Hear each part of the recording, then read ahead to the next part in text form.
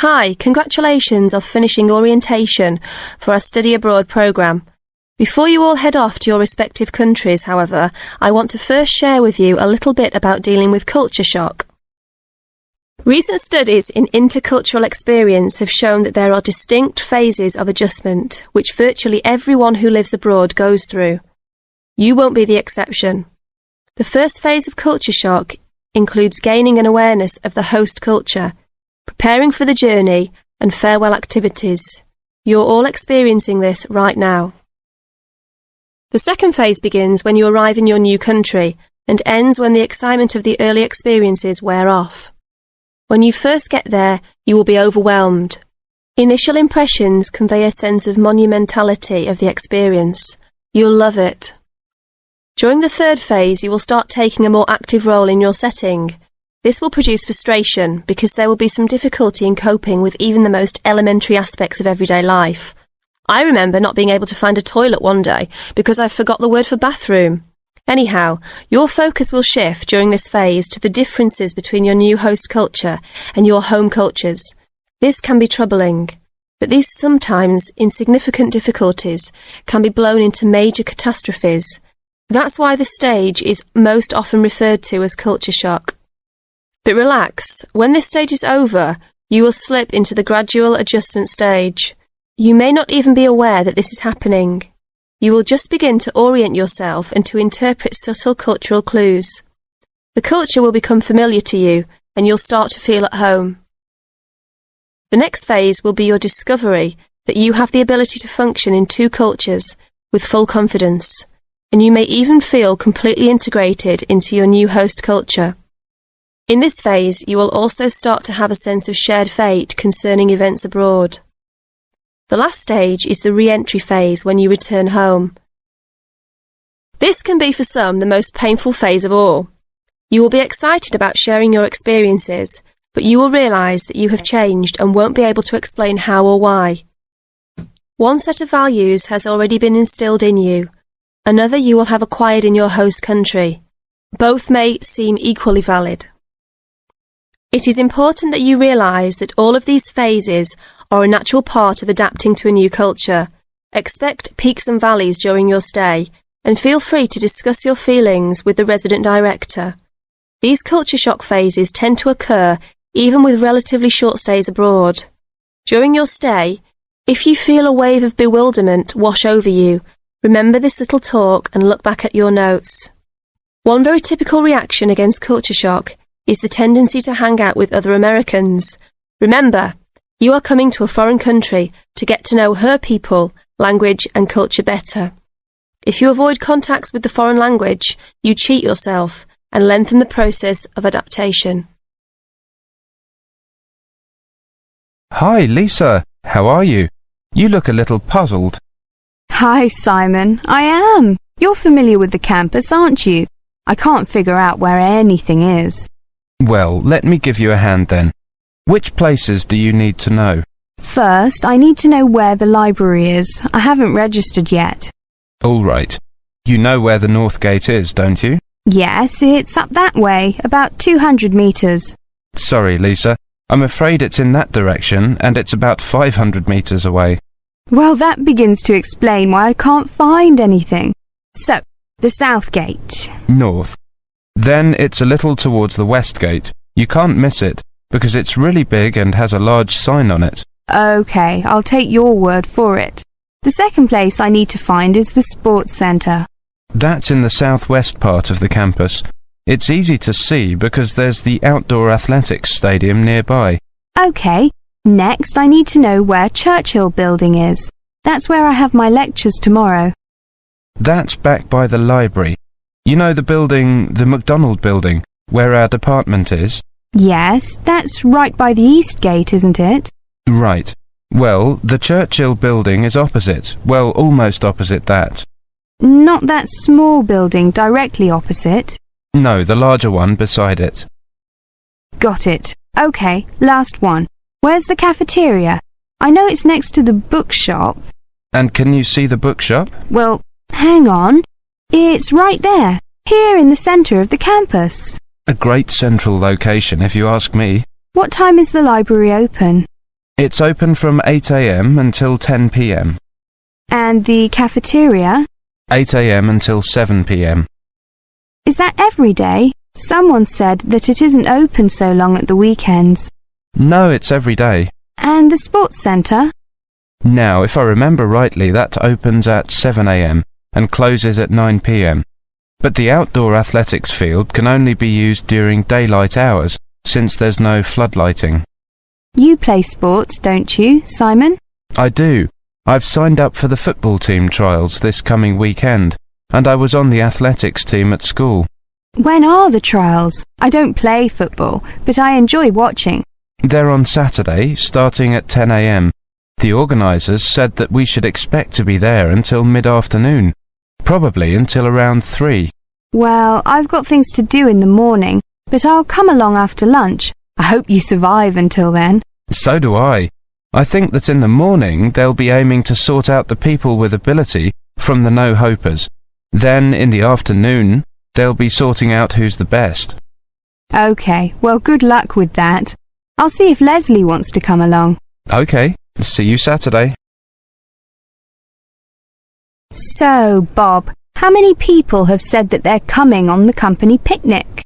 Well, Cindy, we've got 35 definite and another 10 probable. Shall we say 50? I think so. And we've fixed the date for... The 26th, the last Sunday in August. Great. I hope the weather's good. Should be. Now, we have to decide where to order the food from and what kind of things we want. Right. What's our budget? We've decided to go for £10 a head for food and £5 a head for drinks. OK, I got some pamphlets from caterers. What do you think? The most important thing is to make sure that there's a variety of food. We don't want people complaining that they don't like anything. We also don't want food that could deteriorate in the sun. Ice cream, that kind of thing. You've seen these pamphlets. What do you think? Well, I thought Paris Kitchen looked good. The price almost exactly meets our budget, and they seem to have a good variety. I don't know. A friend of mine used them for her company and wasn't impressed. Really? What exactly didn't she like? Well, the food. She said the food was good, but not quite the variety they'd expected. The drinks included some wine, which was apparently not very good. Oh, well, perhaps we need to consider this one, company caterers. Looks a bit pricey. Mind you, I've heard that they are very good. Let me check the price. Yes, £12 a head for food. That's more than our budget. Do you think we could get a discount? Let's see if it says anything in the pamphlet. Yes, they do offer a discount for groups of more than 30. 10%. Does that help us? 10% off £12. It's still more than we budgeted for. Hey, look at this one. Celebrations. It's a new company. I asked a few people about them, but no one has any ideas. Well, let's see. £9 a head for food and £5 a head for drinks. That's fine. What kind of food do they have? It says here that they just provide cold meals for picnics. Well, that's okay. And they include vegetarian dishes. We do have some vegetarians to take into consideration. Well, it looks good to me. The only problem is their lack of experience. I mean, it's a bit of a risk, isn't it? Yes, if the food's no good, we'll look incompetent. Ah, look here. It says that we can visit their premises and try some of the dishes they offer. You mean we might get a free lunch? Shall we call them and arrange to go and see them? OK, which day? How about tomorrow? No, we've got that meeting. The day after tomorrow, Thursday. Good. Time? 11? Good. Right, what's their phone number? 28653479. We also need to ask them whether they can deliver straight to the picnic site, don't we? Yes, I don't think that'll be a problem though. I mean, it's on the outskirts of the city, but it's not too far away. Does the price include delivery? It doesn't say, but the other companies include it, so they should. If they don't, our budget still allows us to pay a small fee. Hello, Amy. Are you going to Wendy's wedding next month? Yes, Ken, I am. It's sure to be a good one. Which day is it again? I can't remember. The 16th, isn't it? It can't be the 16th. My wedding anniversary's the 16th. Then it must be the 15th. Ah, that's right. A Saturday. It's at St. John's Church, isn't it? Yes, the reception's at Simon's. What? Simon Winters from accounting? No, the restaurant, Simon's. You know, on Museum Road. Oh, sorry, got a bit confused there. I've never been to Simon's. Nor me. It's a new place. It's supposed to be very good. And Wendy's future husband, Matthew, knows the owner. So I reckon the food will be really nice. Great. What kind of restaurant is it? It doesn't really focus on food from any particular place. But I suppose you'd say, well, they do some French dishes, Italian and some typical British dishes too. Sounds like they have something for everyone. Well, I guess that's the idea. More variety, more customers. I mean, there aren't many restaurants around here anyway. True. So, this Matthew she's marrying, do you know him well? I met him at the Christmas party briefly. He seemed like a great bloke. He's very nice. He teaches golf. He's really helped me with my game. So, he must work at that new course on the outskirts of town then. I heard it's very nice there. Yeah, it's great. You don't play, do you? No, never. How old is he? He didn't look very old. He's actually a couple of years younger than Wendy. She's 28, right? Yeah, he must be 26.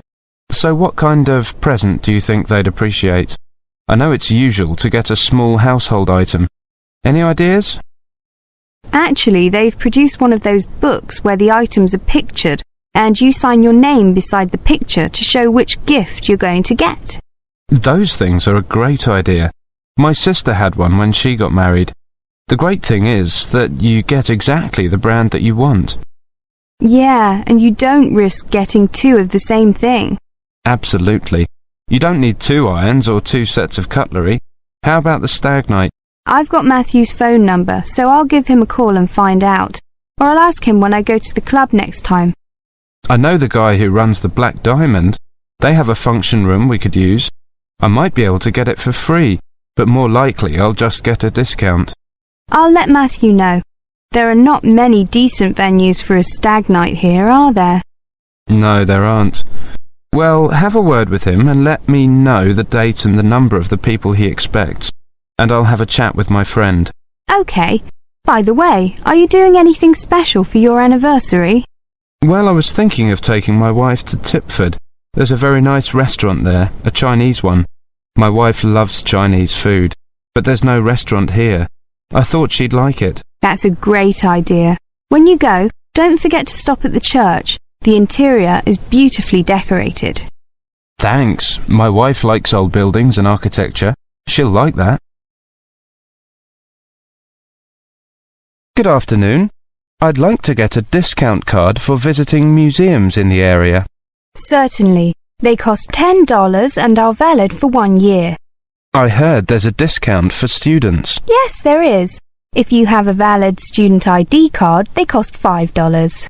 There you are. Thank you. I'll just make a note of your name, Drazen Hovatic. And you're studying at Newtown University. What course are you studying? Physics. Can I take a note of your address here in Newtown, please? Of course. It's 43A Webster Street. Webster. Do you know the postcode? NT9 3EC. Thank you. And your date of birth? Oh, wait a minute. It's here on your student ID card, 30th of June 1984. What nationality are you? I'm from Croatia. Oh, really? A friend of mine went there on holiday last year. She said that the coast was beautiful. Yes, it is. The tourist industry is developing very quickly in my country. It brings in a lot of much-needed foreign currency. The only problem is that property prices are rising fast too, since many foreigners are buying holiday homes there. Yes, I can see that would be a problem for the local people. Oh, I forgot to ask. Do you want this card just for your own use, or do you want another person to be able to use it too? I'm not sure I understand. Well, you can give us the name of another person, and then that person can use the discount card too. However, that person has to be a relative. Oh, I see.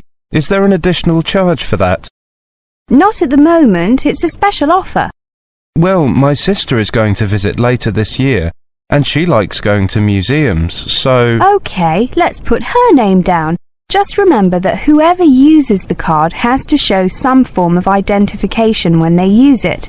You can use your student card, and your sister could use her passport or something. OK. I just need your sister's name and date of birth.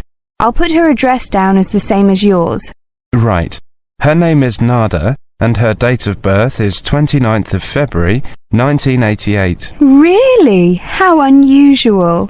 Yes, she's kind of special. Oh, by the way, do you have a list of places where I can use this card? Yes, here you are.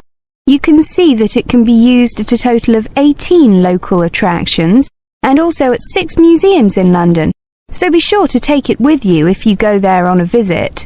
As you can see, the discounts for local attractions vary from 30% to 50%. The discounts for places in London are only 10%. OK, thank you very much. Right, just give me a few minutes to make your card. Welcome to this latest lecture on living in London.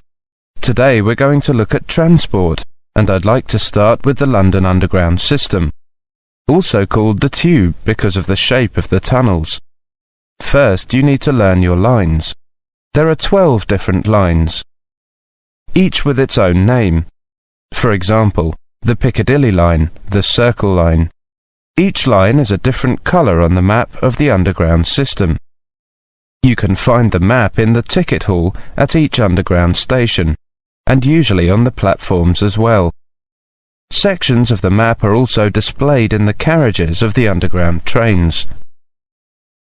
Before you begin, it helps to know which line you are starting on and on which line your destination can be found. If they are on different lines, look at the map to see where the two lines cross, and note the name of the station where they meet. That is where you have to change trains. If the two lines do not cross, keep looking until you find a third line that crosses both of the other two. Then you will need to change trains twice. You can buy a ticket from one of the automatic machines or from the ticket office. Either way, you need to know the name of the station you are going to. You also need to know whether you want a single ticket, which is valid just to get you to your destination, or a return, which gets you there and back again. Fares are based on a zone system.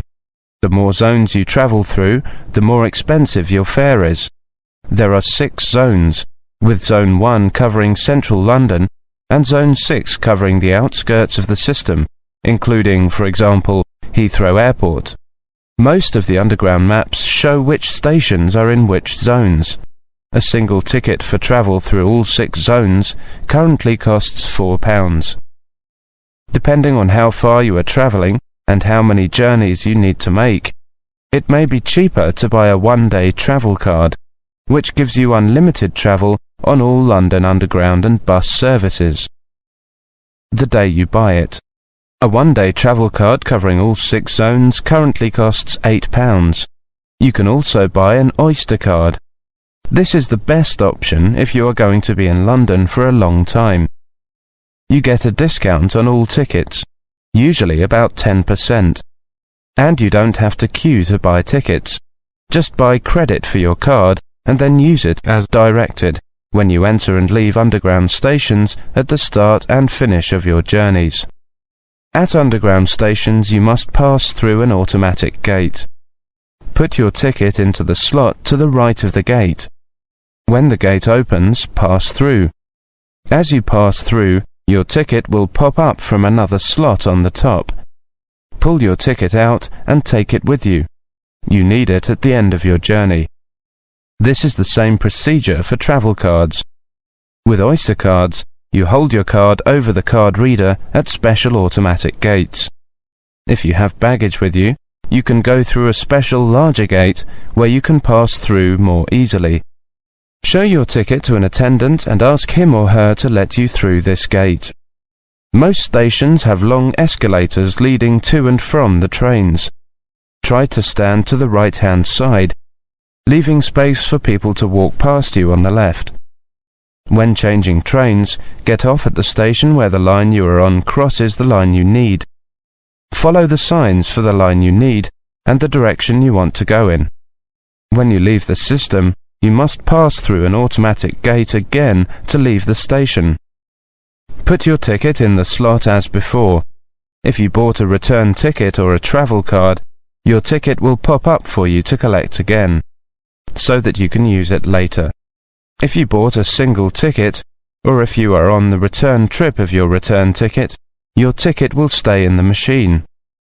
To find out more about the London Underground, check the official website, www.thetube.com. This site also has the map and information in numerous foreign languages. Now, let's move on to... Welcome everyone. My name is Derek Palmer, and I'm here to give you some tips about managing your money. It is worth making a little effort to keep your financial affairs in good shape. Keep your money under control, and you can concentrate on the real business of studying and living here. Here are 2 basic tips for managing your finances. First, make full use of banking facilities. Once you have opened a bank account, you can ask the bank's financial advisors to help you decide how to manage your money. You can use your bank account to pay your regular bills, such as electricity, gas and telephone by direct debit or by standing order, on a regular basis. The financial advisors can help you to organize a budget account to pay regular bills, or help you to deal with any periods when you might need an overdraft facility. If you have a financial sponsor, make sure you find out from them exactly when the money will become available to you and how much there will be. You can also use checks to pay for goods and services. With banking becoming organized more and more on an international basis, you may also find that you can use the cash card you have in your own country to draw money from your home account while you are here. Cards carrying signs such as Cirrus or Maestro may have this facility. Ask your home bank about this before you leave to ensure that you bring the right cards with you. Second, deal with financial problems promptly. Monitor your account in the UK carefully and make sure you do not overdraw. Or, if you have arranged an overdraft, make sure you do not go over the amount you agreed with the bank. If you do run into any money problems, take the initiative and sort them out quickly. Do not risk going into debt or falling behind with your rent. Problems may arise. For example, if there is a sudden change in the political situation in your country, if there are unexpected delays in transferring your money, or if your personal circumstances change. For example, your accommodation arrangements, your marital status. In these situations, do not be tempted to borrow money. Instead, get advice from a reliable source. Start by meeting with the student counsellor at your college or university. He or she can tell you what to do about paying your tuition fees, and whether there are any college funds or charitable trusts that might be able to help you. If you are building up debts on credit cards or rent arrears, debt counselling may be available at your institution. If the problems are caused by political situations or changes in foreign exchange, ask your embassy for advice. Let's turn to insurance. During your stay, there are 3 types of insurance that you might need. The first is personal property insurance, to cover your possessions against damage or theft. If possible, try to arrange this in your own country before you come to the UK. The second is medical insurance, to cover your medical bills. You may prefer to arrange this in advance. The third is motor insurance. You must have this if you want to drive a car or ride a motorcycle here. For each type, there are many different insurance policies available, so look around until you find one that meets your needs. including your budget. You will find a range of insurance companies listed in your local telephone directory, and your bank or building society may also be able to offer you an insurance policy. Many insurance companies have special policies for students. Ask the welfare advisor at your college or university for advice. Make sure that you understand all the conditions before you agree to a policy. When you are considering a particular policy, ask yourself some questions. What will be paid out to me when I make a claim? Some personal property insurance policies, for example, only pay you the second-hand value of your lost possessions. New for old policies will pay you the full cost of replacing the item, but they tend to be more expensive. Are there any conditions attached to the policy? Some medical insurance policies will not cover you for pre-existing medical conditions. That is, conditions you already have when you take out the policy. Some personal property policies may not cover your possessions if they are taken away from the place where they are normally kept. For example, if you take your CD player to a friend's house, are there any exceptions to the policy? For example, a medical insurance policy may not cover you if you play a dangerous sport. Now let's look at